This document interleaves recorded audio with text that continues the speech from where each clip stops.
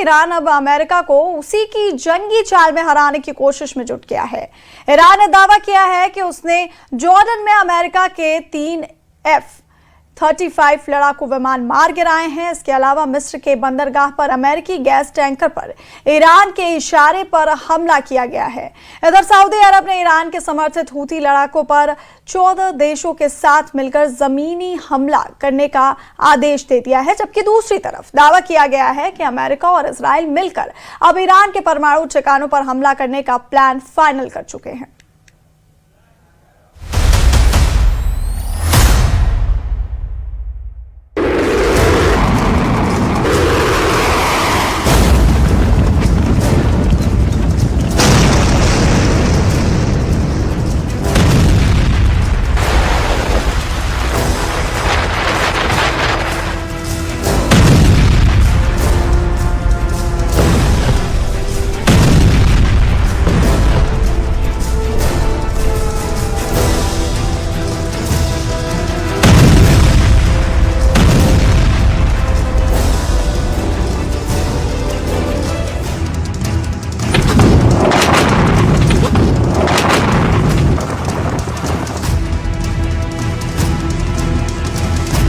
तबाह किए 3 F-35 jet, ईरानी दावे से ट्रंप के उड़े होश।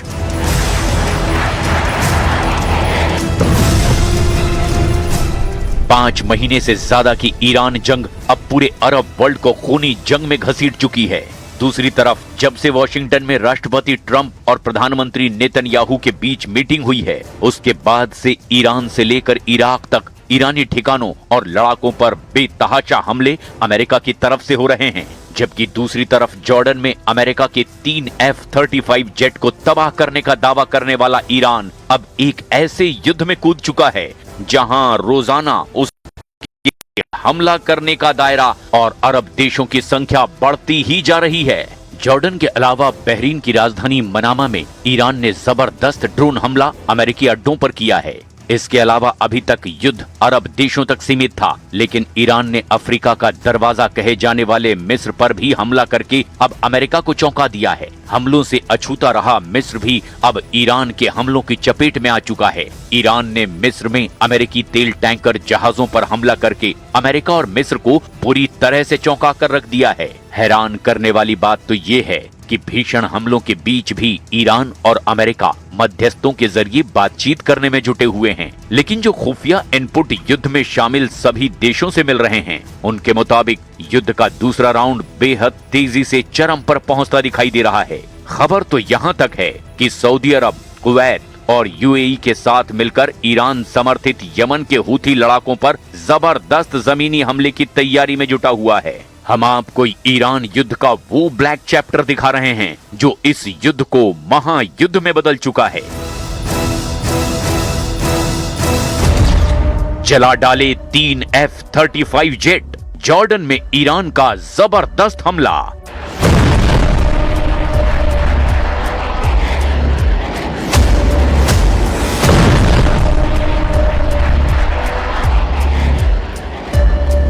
पश्चिम एशिया की जमीन पर महायुद्ध अब अपनी सबसे खौफनाक सीमा को लांघ चुका है। हवा में गरजते F-35 लड़ाकू विमान, आसमान को चीरती बैलिस्टिक मिसाइलें और समंदर की लहरों पर मंडराते सुसाइडल ड्रोन पिछले 24 घंटों में युद्ध का दायरा इराक से लेकर मिस्र के मुहाने तक फैल चुका है।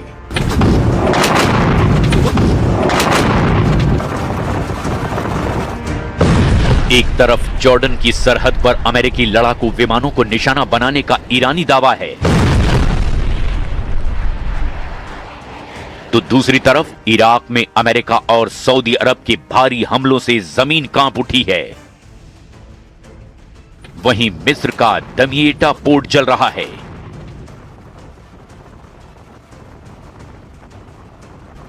और सऊदी अरब ने हूथी विद्रोहियों के खिलाफ अपनी सैन्य ताकत का अब तक का सबसे बड़ा मोर्चा खोल दिया है। पहले आप ये जान लीजिए कि अमेरिका के F-35 जेट को तबाह करने को लेकर ईरान ने दावा क्या किया है और अमेरिका ने इस खबर पर क्या बयान दिया है। कहानी की शुरुआत होती है जॉर्डन की हवाई सीमा से। पिछले 24 घंटों में ईरान के रिवोल्यूशनरी गार्ड्स यानी IRGC ने जॉर्डन में अमेरिकी सैन्य ठिकानों पर बैलिस्टिक मिसाइलों और ड्रोन से भीषण बौछार कर दी है। 30 जुलाई 2026 को ईरानी स्टेट मीडिया और IRGC कमांड ने बड़ा दावा करते हुए कहा कि जॉर्डन के ऊपर अमेरिका के 3 सबसे अत्याधुनिक F-35 स्टील्थ फाइटर जेट्स को मार गिराया गया। ईरान का दावा है कि उसके नए मिसाइल डिफेंस नेटवर्क ने अमेरिकी एयर सुप्रीमेसी को चकनाचूर कर दिया है।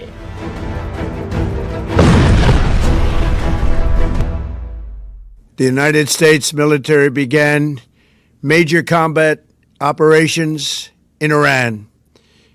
Our objective is to defend the American people by eliminating imminent threats from the Iranian regime, a vicious group of very hard, terrible people.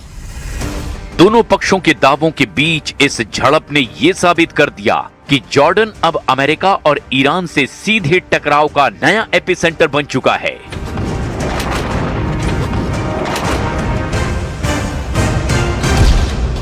मिस्र के दमिएटा पोर्ट पर हमला, अफ्रीका के दरवाजे पर ईरानी गदर। युद्ध की लपटें अब तक खाड़ी देशों तक सीमित थी, लेकिन 31 जुलाई की सुबह युद्ध का दायरा अफ्रीका के मोहाने यानी मिस्र तक पहुंच चुका है। मिस्र के भूमिगत सागरीय रणनीतिक बंदरगाह दमिएटा पोर्ट पर खड़े एक अमेरिकी संचालित गैस स्टोरेज शिप पर रहस्यमय ड्रोन हमला हुआ है। हमले के बाद बंदरगाह पर हड़कंप मच गया और गैस टैंकर में भीषण आग लग गई। इस हमले के तुरंत बाद शक की सुई यमन के हूथी विद्रोहियों की ओर घूमी, लेकिन हूथी मीडिया नेटवर्क ने तुरंत बयान जारी करके इस हमले में अपना हाथ होने से साफ इनकार कर दिया। मिस्र के राष्ट्रपति और राष्ट्रीय सुरक्षा परिषद की आपातकालीन बैठक भी बुला ली गई। खुफिया एजेंसियों का मानना है कि ये हमला स्वेज नहर के व्यापारिक मार्ग को ठप करने की एक सोची समझी साजिश है। अगर मिस्र इस युद्ध में प्रत्यक्ष रूप से घिसटता है तो फिर वैश्विक ऊर्जा आपूर्ति श्रृंखला का तबाह होना तय माना जा रहा है। ड्रोन हमले के पीछे ईरान का हाथ भी माना जा रहा है। इराक में अमेरिका और सऊदी अरब का हमला, हूथी पर जमीनी हमले की तैयारी। इराक की जमीन पर संयुक्त रूप से अमेरिका और सऊदी अरब ने अब तक का सबसे भीषण हमला बोल दिया है। इराक में मौजूद ईरान समर्थित मिलिशिया गुटों और पॉपुलर मोबिलाइजेशन फोर्सेस यानी कि PMF के गोला बारूद डिपो और कमांड सेंटर्स पर अमेरिका और सऊदी फाइटर जेट्स ने एक साथ बमबारी की है।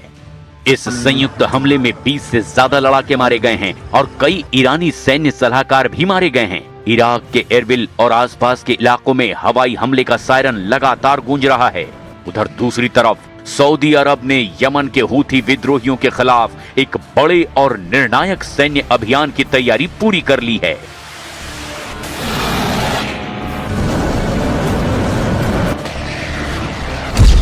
हूथी विद्रोहियों के द्वारा सऊदी अरब की तेल कंपनी आरामको के ठिकानों जिजान और यानबू को निशाना बनाने की कोशिशों के बाद सऊदी क्राउन प्रिंस और रक्षा मंत्रालय ने हूथी ठिकानों पर अब पूर्ण पैमाने पर हवाई हमलों का आदेश जारी कर दिया है। सऊदी अरब अब केवल रक्षात्मक नहीं बल्कि आक्रामक रणनीति के तहत लाल सागर और बाब अल मंदेब में हूथी विद्रोहियों के सभी मिसाइल लॉन्च पैड्स को खत्म करने की तैयारी में है। खुफिया और यमनी सैन्य सूत्रों के मुताबिक पूर्वी यमन में तैनात सऊदी बलों को वहां से हटाकर लाल सागर तट और यमन सऊदी सीमावर्ती क्षेत्रों में फिर से तैनात किया जा रहा है। सैन्य विशेषज्ञों का मानना है कि ये फेरबदल एक बड़े ग्राउंड ऑपरेशन से ठीक पहले की जाने वाली व्यूह रचना है। जमीनी हमले की रणनीति के साथ साथ सऊदी अरब ने एक बड़ा कूटनीतिक और समुद्री मोर्चा भी खोला है। सऊदी रक्षा मंत्रालय ने 14 देशों जिसमें कि मिस्र, UAE, Bahrain, Kuwait, Jordan, Pakistan, Sudan, Djibouti और सोमालिया जैसे देश शामिल हैं, उनके साथ मिलकर के लाल सागर और बाब अल मंदेब में सुरक्षा का नया बहुराष्ट्रीय ढांचा तैयार किया है। अमेरिकी और यूरोपीय सहयोग, रियाद ने अमेरिका और यूरोपीय देशों से भी इस नौसैनिक गठबंधन को हवाई और खुफिया सर्विलांस सहायता देने का आग्रह किया है। The regime's conventional ballistic missile program was growing rapidly and dramatically and this posed a very clear, colossal threat to America and our forces stationed overseas.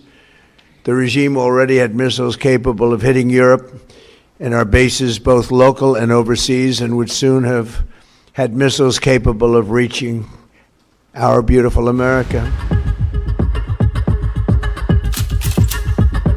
अगर सऊदी अरब यमन में बड़े पैमाने पर जमीनी सेना उतारता है तो ईरान अपने दूसरे क्षेत्रीय नेटवर्क और मिसाइल तंत्र के जरिए इस संघर्ष को और भड़का सकता है, जिससे पूरी खाड़ी क्षेत्र की अर्थव्यवस्था और तेल उत्पादन पर बेहद गंभीर असर पड़ सकता है। इधर युद्ध की आग भड़क रही है तो उधर वॉशिंगटन में अमेरिकी राष्ट्रपति डोनाल्ड ट्रंप ने अपना अब तक का सबसे सख्त और आक्रामक रुख अख्तियार कर लिया है। डोनाल्ड ट्रंप ने चेतावनी दी है कि अमेरिका और उसके सहयोगियों जैसे सऊदी अरब, कुवैत, बहरीन और जॉर्डन पर किया गया हमला ईरान के लिए विनाशकारी साबित होगा।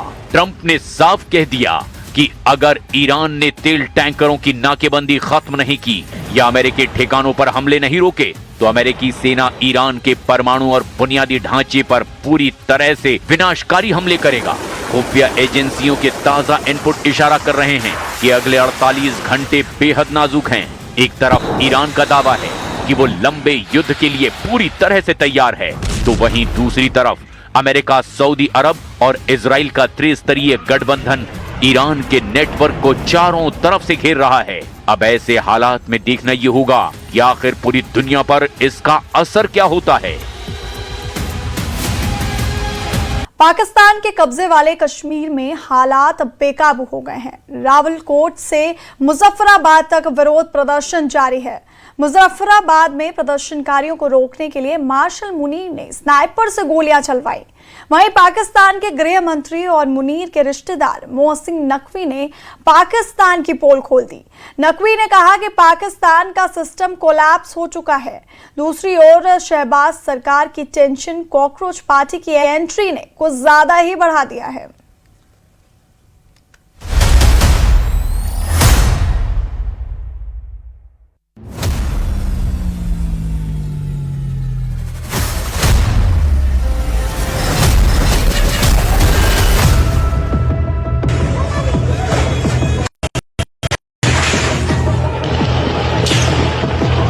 पाकिस्तान के कब्जे वाले मुजफ्फराबाद में हालात बेकाबू हो गए हैं। मुजफ्फराबाद में जंग जैसे हालात बन गए हैं। ज्वाइंट आवामी एक्शन कमेटी के कार्यकर्ताओं और पाकिस्तानी फोर्सेस के बीच जबरदस्त झड़प हुई है। ऐसा तब हुआ जब ज्वाइंट आवामी एक्शन कमेटी यानी JAAC के नेतृत्व में हजारों प्रदर्शनकारियों ने मुजफ्फराबाद की ओर कूच किया। प्रदर्शनकारियों को पाकिस्तानी रेंजर्स और सुरक्षा बलों ने रोका तो दोनों तरफ से तीखी झड़पें और गोलीबारी हुई है। ऐसा क्यों हुआ, इसको समझने के लिए 27 जुलाई और उसके बाद की कुछ तस्वीरों को देखना जरूरी है। सैकड़ों लोगों की भीड़, ताबड़तोड़ चलती गोलियां और धुएं का गुबार। ये वीडियो पाकिस्तान के कब्जे वाले रावलाकोट का है। हर तरफ अफरा तफरी का मंजर दिखाई देता है। लोग इधर उधर भागते नजर आते हैं, लेकिन गोलियों की आवाज नहीं थमती।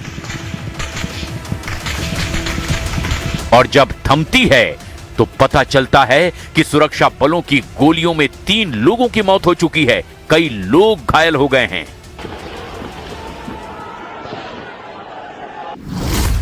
POK में कत्लेआम, मुनीर की सेना ने किया मास मर्डर।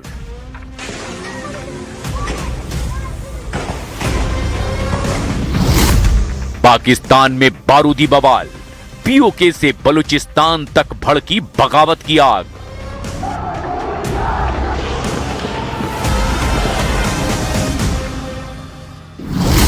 जनरल राज के खिलाफ विद्रोह भड़का, मुनीर के जुल्म के आगे नहीं झुकेगा POK। चुक्या गुलामी ना तन सर जुदा हुआ है, लेकिन गुलामी की जिंदगी ना और मजीद जी सकने, गुलामी की जिंदगी और लोगों ना जी सकने, गुलामी की जिंदगी ना जी सकने।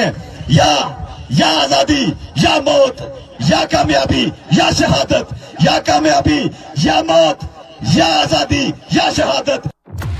कुल 4 सूबों का पाकिस्तान सुलग रहा है। बलूचिस्तान से सिंध तक लाहौर से गिलगिट बाल्टिस्तान तक विद्रोह उबल रहा है। 53-54 दिन से ज्यादा हो चुके हैं। खासतौर पर पीओके में जबरदस्त विरोध प्रदर्शन लगातार जारी है। विरोध को दबाने के लिए मुनीर की फौज हर तरह के अत्याचार पर उतर आई है। दूसरी ओर बलूचिस्तान में विद्रोह की आग काफी पहले ही जल उठी है। मतलब बलूचिस्तान में बारूदी बगावत तो पीओके में विद्रोह की आग ने आसमान को धुआं धुआं कर दिया है। इंसाफ मांगने के लिए या जस्टिस मांगने के लिए नहीं थी, बल्कि मैं अपने भाइयों को बताने के लिए आई हूँ कि आप लोग निकले हो, शहादतें पेश की हैं, हम आपके साथ हैं। आपके बाद हम निकलेंगे, हमसे गवाही नहीं आपके साथ। हम जब भी करेंगे आप निकलेंगे, हम आपके साथ स्टैंड लेने के लिए निकलेंगे। अब हम शादी के लिए तैयार हो चुके हैं। अब हमें किसी चीज का डर नहीं है। जो गोली चलाने वाले हैं मैं उनको बता देती हूँ, अब हमें किसी चीज का डर नहीं है। अब हम आपसे कुछ नहीं मांगेंगे, अब जो कहेंगे हम खुद करेंगे। अब एक वीडियो मीरपुर का देख लीजिए, जिसे JKJAAC यानी कि Jammu Kashmir joint Awami action committee ने जारी किया है। वीडियो में पाकिस्तान की पुलिस आम लोगों की मोटरसाइकिलों को तोड़ती नजर आ रही है।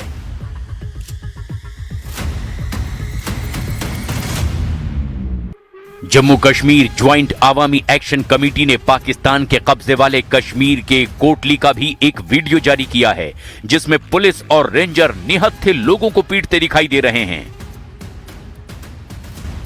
पाकिस्तानी फौज ने पीओके में कश्मीरियों पर बेइंतहा जुल्म ढाए हैं, जिसे लेकर वहां के लोग अब भी दहशत में हैं। पाकिस्तान में हाहाकार मचा हुआ है, गोलियां चल रही है, पीओके में इंटरनेट बंद है। आरोप लग रहा है कि पाकिस्तान के मीडिया को ये खबरें दिखाने पर भी रोक दिया गया है, लेकिन सोशल मीडिया इन्फ्लुएंसर्स को कोई नहीं रोक पा रहा। उन्होंने पीओके में जो कुछ हुआ उसका पूरा कच्चा चिट्ठा खोलकर रख दिया है।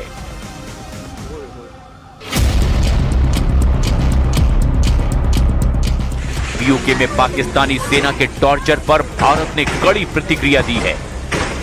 विदेश मंत्रालय ने पीओके में ताजा प्रदर्शन के दौरान 40 निर्दोष लोगों की हत्या का मुद्दा उठाया और अंतर्राष्ट्रीय समुदाय से इसकी स्वतंत्र जांच कराने और पाकिस्तान की जवाबदेही तय करने की मांग की है।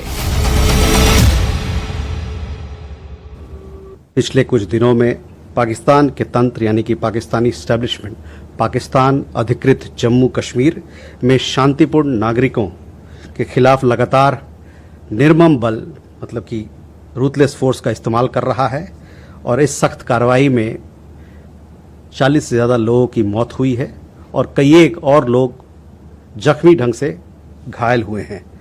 पाकिस्तान अधिकृत जम्मू कश्मीर के निर्दोष लोगों के प्रति उनका पूर्ण तिरस्कार तब खुलकर सामने आया जब उनके रक्षा मंत्री ने विरोध कर रहे नागरिकों को दुश्मन करार दिया।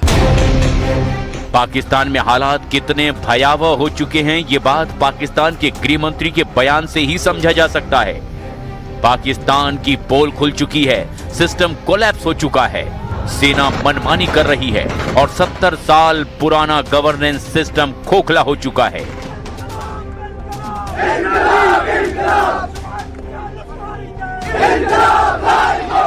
मतलब पाकिस्तान के गृह मंत्री ने अपनी ही सरकार को कटघरे में खड़ा कर दिया है। मोहसिन नकवी ने पाकिस्तान की मौजूदा शासन व्यवस्था को पूरी तरह फेल बताया और कहा कि अकेले मुनीर सब कुछ ठीक नहीं कर सकते। आप एक चीज जो 70 साल से घसीट रहे हैं, मैं आज भी कहूंगा जमहूरियत हम सब चाहते हैं और मैं उसका सबसे बड़ा सपोर्टर हूं और रहूंगा।